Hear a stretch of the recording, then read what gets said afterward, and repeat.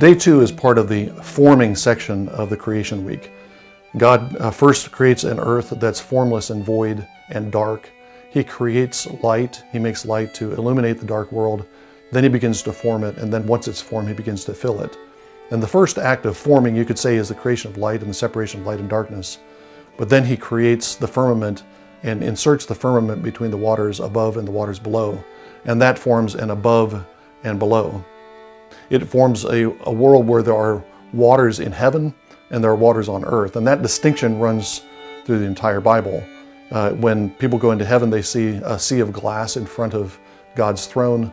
And those are the heavenly waters. Sometimes the heavenly waters come down. We have a distinction in Exodus between the land that Israel was going into and Egypt, where they came from.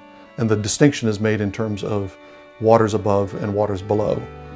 The rain from heaven, God waters the land of Canaan that Israel is entering, rather than water coming up from the Nile, groundwater arising from below to water the land of Egypt.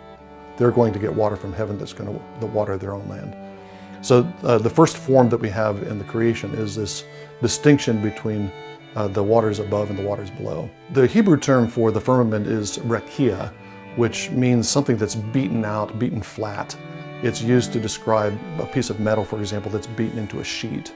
And at least that's the appearance that the firmament has. If we look up to the sky, we look at a dome. That's the firmament. And it looks like a piece of blue material, solid material that's been beaten flat. But when we actually look at the rest of the creation week, we see that the firmament is not just that barrier. The firmament has depth. It is a barrier, but it has depth. We know this from day 4, when God inserts into the firmament the sun, moon, and the stars. And the sun and moon and the stars become a symbol, visible from earth, a symbol within earth, within the system of earth that resembles the glories of heaven. That's one of the reasons why the firmament is called heaven after it's formed in day 2. It's an earthly image of heaven, and the sun, moon, and stars that are put in there are an image of God and His glory, with the stars being symbols of the sons of God, the angels that are surrounding Him.